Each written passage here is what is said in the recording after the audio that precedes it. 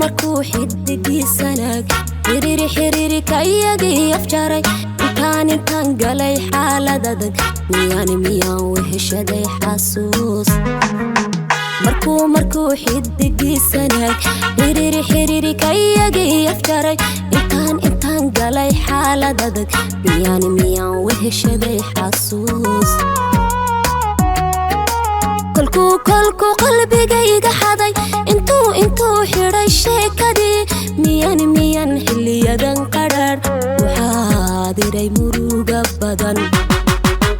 kolku qalbigayga xaday intuu xiray sheekadii miyaan xiliyadan qadhaar waxaa diray muruga badan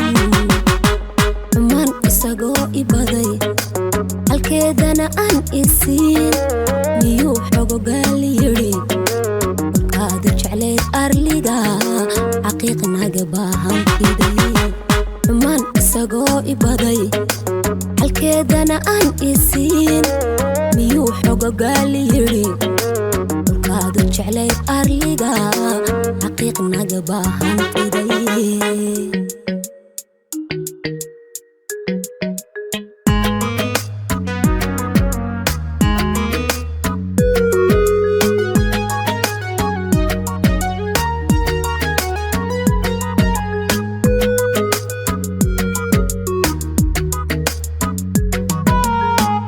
تلمة أصاقون حرمين جعلك حاقي سسين حتى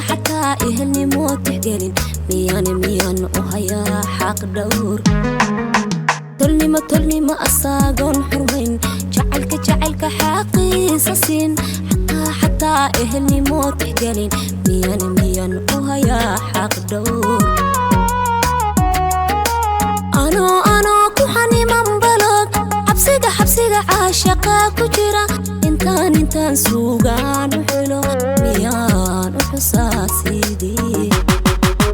أنا كحاني من بلد حبسيقة عاشقا كجرا انتان سوقان وحلو ميان وحساسيدي من اساقو إبادي حالكيدانا aan isiin miyuu xogogaal yiri kaadu jecleed arliga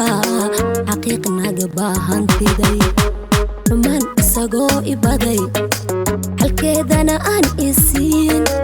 miyuu xogogaal yiri kaadu jecleed arliga xaqiiqnaga baahantiday.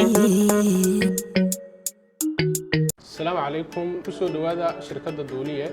شركة دولية وشركة ugu horeysay nooceeda ah